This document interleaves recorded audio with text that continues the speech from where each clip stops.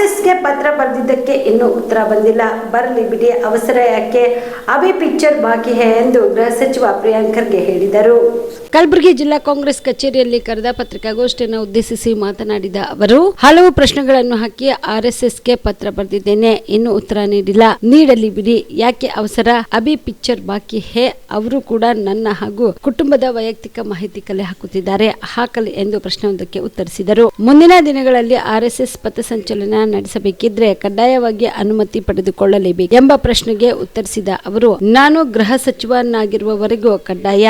RSSನವರು ಇದುವರೆಗೂ ಮಾಹಿತಿ ಮಾತ್ರ ನೀಡುತ್ತಿದ್ದರು. ಚಿತ್ತಾಪುರದಲ್ಲಿಯೂ ಹಾಗೆ ಮಾಡಿದ್ರು, ಅನುಮತಿ ಕೊಡಲಿಲ್ಲ ಎಂದು ಕೋರ್ಟ್ಗೆ ಹೋಗಿದ್ರು. ಕೋರ್ಟ್ ನಿರ್ದೇಶನದಂತೆ ಅರ್ಜಿ ಸಲ್ಲಿಸಿದ್ರು. ಇನ್ನು ಮುಂದೆಯೂ ಕೂಡ ಅವರು ಅರ್ಜಿ ಸಲ್ಲಿಸಿದ್ರೆ ಕೋರ್ಟ್ ನಿರ್ದೇಶನ ಹಾಗೂ ಸರ್ಕಾರದ ಮಾನದಂಡ, ಸ್ಥಳ, ಸಮಯ ಹಾಗೂ ಸಂದರ್ಭಕ್ಕನುಗುಣವಾಗಿ ಮುಂದಿನ ಕ್ರಮ ವಹಿಸಲಾಗುವುದು ಎಂದು ಸ್ಪಷ್ಟಪಡಿಸಿದರು. RSS ಗುರುದಕ್ಷಿಣೆ ತೆಗೆದುಕೊಳ್ಳಲಾರದಂತೆ, ಗುರು ಎಂದ್ರೆ ಯಾರು? ಧ್ವಜ ತಾನೆ. ಧ್ವಜದ ಮೇಲೆ ಗುರುದಕ್ಷಿಣೆ ತೆಗೆದುಕೊಂಡರೆ ಅದಕ್ಕೆ ಲೆಕ್ಕ ತೋರಿಸಲಿ ಎಂದು ಸವಾಲ್ ಹಾಕಿದರು. ಇನ್ನು ರಾಮ ಮಂದಿರದ ಹುಂಡಿ ಕಳ್ಳತನ ವಿಚಾರವಾಗಿ ಮಾತನಾಡಿದ ಅವರು, ಬೆಳ್ಳಿ, ಚಿನ್ನ, ಆಭರಣ, ಹಣ ಸೇರಿದಂತೆ ಇಟ್ಟಿಗೆಗಳನ್ನು ಕೂಡ ಕಳವು ಮಾಡಿದ್ದಾರೆ. ಕರ್ನಾಟಕದ ಗಣೇಶ್ ಎನ್ನುವವರು ಕಟ್ಟಡ ನಿರ್ಮಾಣ ಗುತ್ತಿಗೆ ಪಡೆದುಕೊಂಡಿದ್ದಾರಂತೆ. ಇಲ್ಲಿಂದ ಹೋಗಿ ಅಲ್ಲಿ ಕಮಿಷನ್ ಹೊಡೆದಿದ್ದಾರಂತೆ. ಶ್ರೀರಾಮನ ವಿಗ್ರಹದ ಪ್ರಾಣಿ ಪ್ರತಿಷ್ಠಾಪನೆ ವಿಚಾರದಲ್ಲಿ ಕೆಲವರು ವಿರೋಧ ಮಾಡಿದ್ರು, ಆದ್ರೂ ಮೋದಿ ತರಾತುರಿ ಮಾಡಿದ್ರು. ಚಂದಾ ಚೋರಿಯಲ್ಲಿ RSSಗೂ ಪಾಲು ಹೋಗಿದ್ರೆ ನನಗೆ ಅನುಮಾನವಿಲ್ಲ ಎಂದು ಆರೋಪಿಸಿದರು.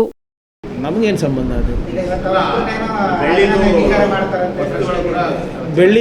ಬೆಳ್ಳಿ, ಚಿನ್ನ, ಆಭರಣ, ಕ್ಯಾಶ್, ದೇಣಿಗೆ ಎಲ್ಲನೂ ತೊಗೊಂಡಿದ್ದಾರಲ್ಲ ಇವರೇ. ಒಂದು ಇಟ್ಟಿಗೆನೂ ಬಿಟ್ಟಿಲ್ಲ ಅಂತಲ್ಲ. ನೋಡಿ, ಇವರು ನಿಮ್ಮ ಯಾರು ಗಣೇಶ್ ಜಿ, ಗೋಪಾಲ್ಜಿ, ಗೋಪಾಲ್ಜಿ ದೇವ್ರ ಹೆಸರು. ಗೋಪಾಲ್ಜಿನೂ ದೇವ್ರ ಹೆಸರೇ, ಗಣೇಶ್ಜಿನೂ ದೇವ್ರ ಹೆಸರೇ. ಅವರು ಉಸ್ತುವಾರಿ ಇದ್ರಂತೆ ಕಟ್ಟಲಿಕ್ಕೆ, ಕರ್ನಾಟಕದವರಂತೆ. ದೈನಿಕ್ ಭಾಸ್ಕರ್ನಲ್ಲಿ ಒಂದು ಆರ್ಟಿಕಲ್ ಬಂದಿದೆ, ಅವ್ರು ಹಳೆಯಂಗೆ ಕಾಂಟ್ರಾಕ್ಟರ್ ಕೊಟ್ರಂತೆ 40% ಅಂತ. BJP ಸರ್ಕಾರದಿಂದ ಕಲ್ತ್ಕೊಂಡು ಹೋಗಿರೋದಲ್ಲ ಅಯೋಧ್ಯ ತನಕ 40%ಅಲ್ಲಿ ಎಲ್ಲದಕ್ಕೂ. ಇದು ಯಾವುದು ಸರ್? ನೀವು ಕಂಪ್ಲೇಂಟ್ ಕೊಡಿ ಸರ್, ಆಮೇಲೆ ತೋರಿಸ್ತೀನಿ ನಿಮಗೆ. ಮಾಹಿತಿ ನನ್ನ ಹತ್ರ 100 ಇರ್ಬೋದು. ನೀವು ಒಂದು ಕಂಪ್ಲೇಂಟ್ ಕೊಡಿ, ನೀವು ದೇಣಿಗೆ ಕೊಟ್ಟಿದ್ದೀರಾ, ನಿಮ್ಮ ದೇಣಿಗೆ ನಮ್ಗೆ ಸಿಕ್ಕಿಲ್ಲ, ರಿಸಿಪ್ಟ್ ಇಲ್ಲ, ನನಗೆ ಏನಾಗಿದೆ ಗೊತ್ತಿಲ್ಲ ಅಂದರೆ ನೀವು ಕೊಡಿ, ನಾನು ಮಾಡಿಸ್ತೀನಿ ಅಂತ. 40% ತೊಗೊಂಡ್ರೆ ಇನ್ನೇನಾಗ್ತದೆ? ಈಗ ನೋಡಿ, ಭಾಳ ಶಂಕರಾಚಾರ್ಯರು ಒಂದು ಹೇಳಿದ್ರು, ಪ್ರಾಣ ಪ್ರತಿಷ್ಠಾಪನೆ ಮಾಡಬಾರ್ದು, ಇನ್ನೂ ಕಂಪ್ಲೀಟ್ ಆಗಿಲ್ಲ ದೇವಸ್ಥಾನವನ್ನು. ನೆನಪಿದೆಯಾ ತಮಗೆ? ಯಾವ ಪುರುಷಾರ್ಥಕ್ಕೆ ಮೋದಿಯವರು ಹೋಗಿ ಅಲ್ಲಿ ಪ್ರಾಣ ಪ್ರತಿಷ್ಠಾಪನೆ ಮಾಡ್ತಾರೆ, ಅವ್ರಿಗೆ ಏನು ಯೋಗ್ಯತೆ ಇದೆ ಅಂತ ಕೇಳಿದ್ರು. ನೆನಪಿದೆಯಾ? ಅದೆಲ್ಲ ಈಗ ಆಚೆ ಬರ್ತಾ ಇದೆ ನೋಡಿ. ಈಗ ಇದು ನಾನು ಹೇಳ್ತಾ ಇದ್ದೀನಿ, ಇದು ಎಲ್ಲ ದುಡ್ಡು ನಿಮ್ಮ RSS ಕಚೇರಿಗೆ ಹೋಗಿದ್ರು ನನಗೆ ಅನುಮಾನ ಇಲ್ಲ, ನನಗೆ ಆಶ್ಚರ್ಯ ಇಲ್ಲ.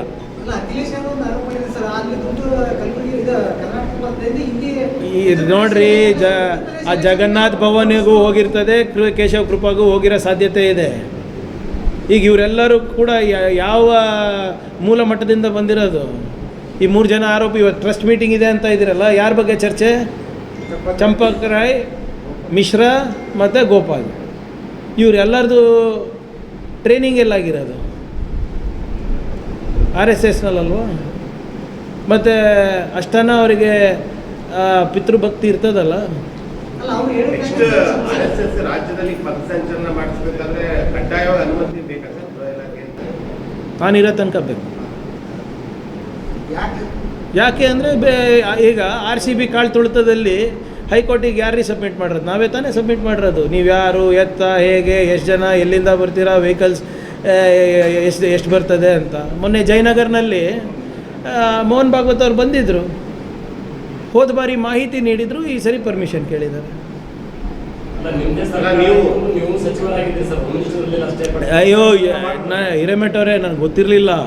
ಚಿತ್ತಾಪುರ್ನಲ್ಲಿ ಯಾವಾಗ ಅವ್ರದ್ದು ಇದು ನೋಡಿದ್ರೆ ಗೊತ್ತು. ನಾನೇನು ಎಲ್ಲರ ಥರ ಸೌಜನ್ಯದಿಂದ ಅವ್ರು ಮನವಿ ಮಾಡ್ಕೋತಾರೆ, ಪ್ರಾರ್ಥನೆ ಮಾಡ್ಕೋತಾರೆ ಸರ್ಕಾರಕ್ಕೆ ಅಂತ. ಇನ್ಫಾರ್ಮೇಷನ್ ಕೊಡ್ತಾರಂತೆ. ಈಗ ಇನ್ಫಾರ್ಮೇಷನ್ ಕೊಡೋದು ಸರಿನಾ? ನೀವೇ ಹೇಳಿ. ಒಂದು ಚಿಕ್ಕ ರಸ್ತೆನಲ್ಲೂ ಕೂಡ ಗಣೇಶವನ್ನು ಕೂಡಿಸಿದ್ರೆ ಆ ಮಿತ್ರ ಮಂಡಳಿದವ್ರು ಪರ್ಮಿಷನ್ ಕೇಳ್ತಾರೆ. ಇವ್ರು 20 ಲಕ್ಷ ಜನ ಸೇರ್ತಾರೆ ಅಂದರೆ ಪರ್ಮಿಷನ್ ಬೇಡವಾ? ಪರ್ಮಿಷನ್ ಮತ್ತೆ ನೋಡಿ ಇವರೇ ಸಣ್ಣ ಪುಟ್ಟ ಫಂಕ್ಷನಿಗೆ ನಾವು ಹೆಂಗೆ ಅಡ್ಡಿಪಡಿಸೋಕ್ಕಾಗ್ತದೆ? ಯಾಕೆ ನೀವು ಈಗ ಬೇರೆ ಸಂದರ್ಭದಲ್ಲಿ ಎಲ್ಲಿ ಹಬ್ಬ ಹುಣ್ಣಿ ಇದ್ದಾಗ ನೀವು ಎಲ್ಲರೂ ಆಚರಣೆ ಮಾಡ್ಕೊಂಡಿರ್ತೀವಿ, ಅದಕ್ಕೆಲ್ಲ ಅವಶ್ಯಕತೆ ಇಲ್ಲ.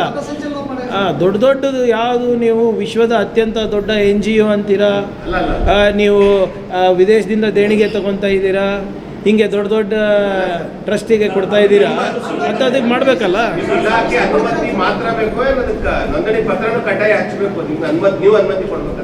ನೋಡಿ, ಯಾರಾನ ನಮಗೆ ಪರ್ಮಿಷನ್ ಕೇಳಬೇಕಂದ್ರೆ ಒಂದು ಮಾನದಂಡ ನಾವು ಕೋರ್ಟಿಗೆ ಸಬ್ಮಿಟ್ ಮಾಡಿದ್ದೀವಿ. ಆ ಕೋರ್ಟ್ ಪ್ರಕಾರ ಅವ್ರು ಕೊಡಲಿ, ಪರ್ಮಿಷನ್ ಕೊಡೋದು ಬಿಡೋದು ನಮ್ಗೆ ಬಿಟ್ಟಿದ್ದು.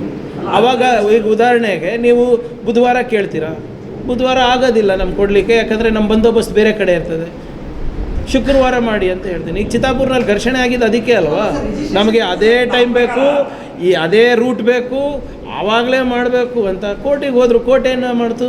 ಸರ್, ಈಗ ತಮ್ಮ ಪ್ರಕಾರ ಅನ್ರಿಜಿಸ್ಟರ್ಡ್ ಸಂಘಟನೆ ಒಂದು ದೊಡ್ಡ ಪ್ರಮಾಣದ ಕಾರ್ಯಕ್ರಮ ಅಥವಾ ಪಥಸಂಚಲನ ನಡೆಸಬಹುದಾ ಇಲ್ಲ? ಯಾವುದು?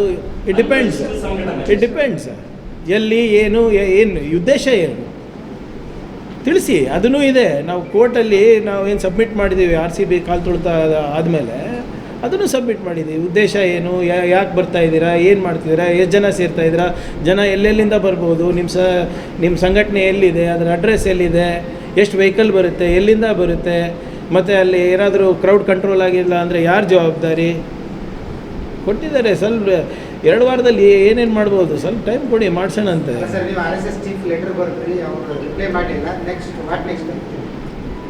ಆಗಿತ್ತು sir. Why are in so Hari, Abhi picture ಬಾಕಿ ಹೇ. BPL ರೇಷನ್ ಕಾರ್ಡ್ ಹಾಗೂ ಆಯುಷ್ಮಾನ್ ಕಾರ್ಡ್ ಫಲಾನುಭವಿಗಳಿಗೆ ಸುಜಿನಿ ಆಸ್ಪತ್ರೆಯಲ್ಲಿ ಉಚಿತ ಚಿಕಿತ್ಸೆ. ಕಲಬುರಗಿಯಲ್ಲಿ ಸ್ತ್ರೀ ರೋಗ ಹಾಗೂ ಮಕ್ಕಳ ಚಿಕಿತ್ಸೆಗಾಗಿಯೇ ಪ್ರತ್ಯೇಕ ಆಸ್ಪತ್ರೆ ಪ್ರಾರಂಭ. ಸುಜಿನಿ ಕಲ್ಯಾಣ ಕರ್ನಾಟಕ ಭಾಗದ ಅತ್ಯಾಧುನಿಕ ತಾಯಿ ಮತ್ತು ಶಿಶುವಿನ ಆರೈಕೆಯ ಆಸ್ಪತ್ರೆ. ಸ್ತ್ರೀ ರೋಗ ತಜ್ಞ ಖ್ಯಾತ ವೈದ್ಯರು ಹಾಗೂ ಮಕ್ಕಳ ತಜ್ಞ ಖ್ಯಾತ ವೈದ್ಯರ ತಂಡದಿಂದ ಕಡಿಮೆ ದರದಲ್ಲಿ ಚಿಕಿತ್ಸೆ.